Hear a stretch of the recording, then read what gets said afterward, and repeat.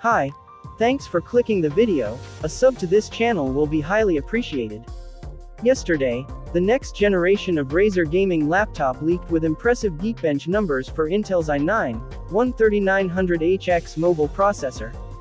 A Twitter user BenchLeaks claims that the 13900Hx operates at a minimum frequency of 3.5 GHz and a maximum boost clock of 5.38 GHz, around 400 MHz less than the desktop model.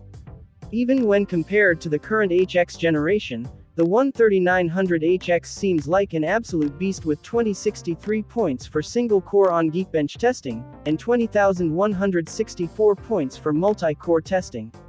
According to research done by Videocardz, the Core i9-13900Hx would perform 14% faster under single-core load, and 45% faster under multi-core load than the Core i9-12950Hx.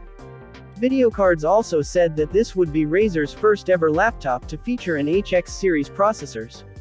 Razer is also using 18-inch chassis, which has not been a thing in almost 10 years, in order to provide a proper cooling for the HX CPU that is essentially a BGA version of the desktop SKU with the exact same 24-core and 32-thread configuration.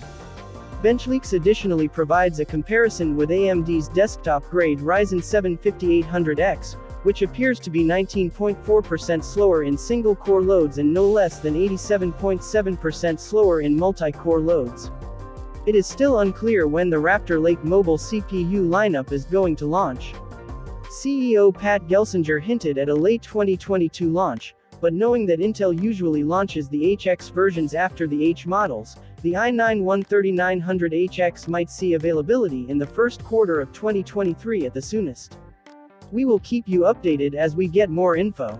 Thanks for watching. Please subscribe, leave a comment and watch our other videos.